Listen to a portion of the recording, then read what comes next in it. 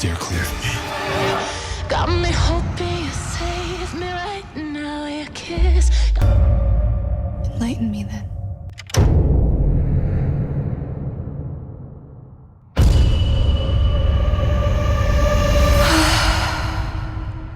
বন্ধুরা, ভালোবাসা মানেই শুধু মিষ্টি গল্প না।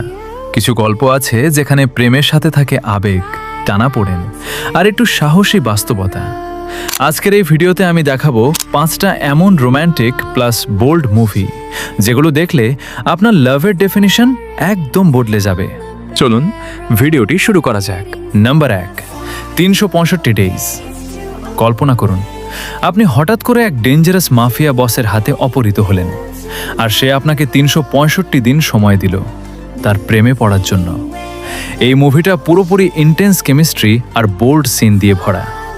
রোম্যান্স প্লাস অবসেশনের একটা ডার্ক মিক্স দেখতে চাইলে এটা আপনার জন্য। Number 2, 50 shades of grey.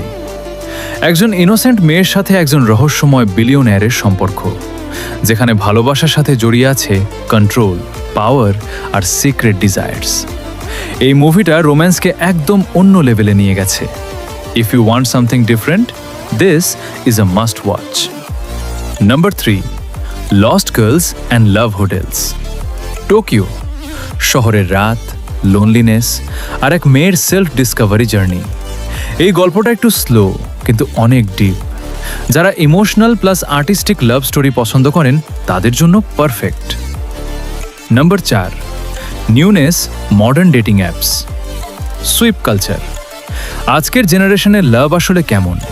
এই মুভিটা দেখাবে রিলেশনশিপের real struggle, love, breakup, confusion সব কিছু একসাথে। Number 5, friends with benefits. দুইজন বন্ধু ডিসাইড করলো নো লাভ, অনলি ফান। কিন্তু ফিলিংস কি এত সহজে কন্ট্রোল করা যায়? ফানি, রোম্যান্টিক আর রিলেটেবল একটা স্টোরি। শেষ পর্যন্ত কি হয় সেটা জানতে হলে আপনাকে মুভিটা দেখতে হবে।